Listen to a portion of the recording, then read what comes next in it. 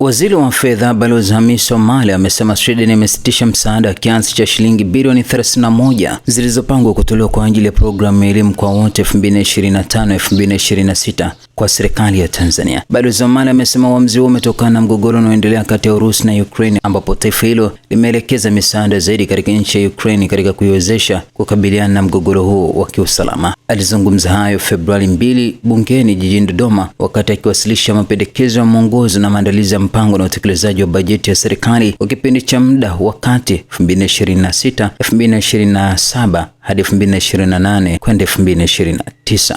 Sweden imechangia sana katika maendeleo ya serikali ya Tanzania kwa miaka mingi kupitia misaada ya maendeleo Development Cooperation, hasa kupitia miradi yake mbalimbali kama SIDA na ubalozi wake jijini Dar es Salaam. Hapo awali kuanzia miaka 1960 hadi hivi karibuni, Sweden ilikuwa ni mmoja wa wafadhili wakubwa moja kwa moja katika ufadhili dhidi ya serikali ya Tanzania. Misaada hiyo ililenga maeneo yafuatayo: haki za binadamu, demokrasia, utawala wa sheria na usawa wa kijinsia ili kuimarisha utawala bora na haki, elimu, kuisaidia sekta ya elimu ikiwa ni pamoja na miradi ya kuimarisha walimu na miundombinu ya shule, maendeleo ya kiuchumi yanayojumuisha wote, kukuza uchumi, ajira na ukuaji wa sekta binafsi, mazingira na mabadiliko ya tabia nchi, miradi ya uhifadhi na kukabiliana na athari za tabia nchi, utafiti na ushirikiano wa kitaaluma, kusaidia vyuo vikuu kama UDSM, chuo kikuu cha Dar es Salaam ili kuimarisha uwezo wa utafiti nchini. Misaada hiyo ilisaidia kupunguza umaskini, kuimarisha huduma za jamii na kukuza sera zinazofaa maskini. Kwa mfano, Sweden ilitoa mamilioni ya dola kupitia UN Tanzania kwa maendeleo ya wanawake, watoto, vijana, utawala bora na haki za binadamu. Hata hivyo, hivi karibuni Disemba 2025, serikali ya Sweden itangaza kuwa itasitisha ushirikiano wa maendeleo moja kwa moja na serikali ya Tanzania ifikapo